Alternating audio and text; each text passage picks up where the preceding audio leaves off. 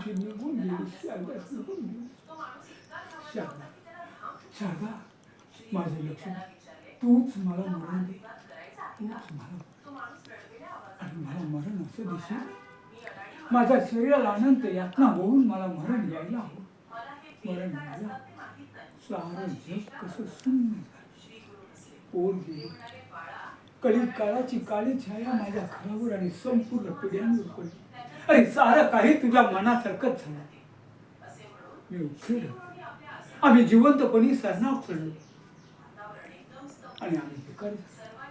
आणि या भिकारीपणामुळेच मीच माझ्या मुलीच्या आयुष्याची खाप करू शकलो, आयुष्याची खाप करू शकलो. नाही नाही नाही, मला जगायचं. ह्या जगात मला जगण्यास अधिकार उरला नाही. मला मरण हवं, मरण.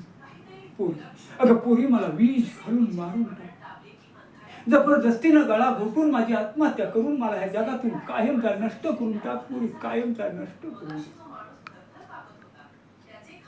पोरी, तूच मला मरण दे, तूच मला मरण दे.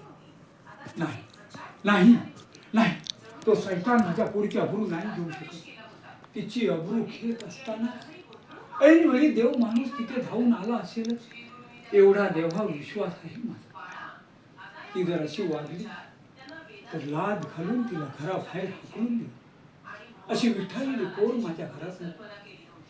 ती जर या घरात आली तर शेजारी पाजारी सारे लोक तिच्याकडे पाहून दात काढून हसतील, अरे थुंकतील माझ्या नावावरती. शितू करतील, थुंकतील माझ्या नावावर. ती जर या घरात तर तिचा मी गळा घोटून जीव घेईन, मी जीव आत्महत्या करेन मी तिची. पण त्यात तिचा काय दोष? अरे तिनं स्वतःहून तर आपला देह उटाळून घेतला नाही. चोप, हरामखोर, एक शब्द पुढे बोलू नको. अरे जीव घेईन मी तुझा. तुझं माझं नातं संपलं, हे विठ्ठळलेलं नातं मला मंजूर नाही. सर्वांनी माझ्याशी असलेलं नातं तोडून टाका. माझ्या प्रेतालाही कुणी येऊ नका. अरे सडून जाऊन दे माझं मेलेलं मन.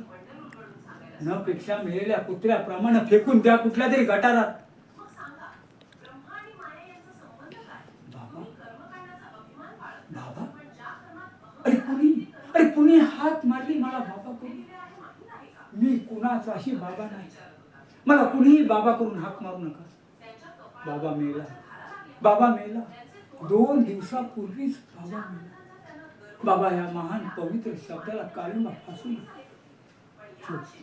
तू हरामखोर, तू माझी पोट खाल्लीस. अरे तू जर असा गुंडासारखा वागला नसतास तर आज माझ्या पोरीचे असे हाल झाले नसते. चालता हो माझ्या नजरेसमोरून, चालता हो.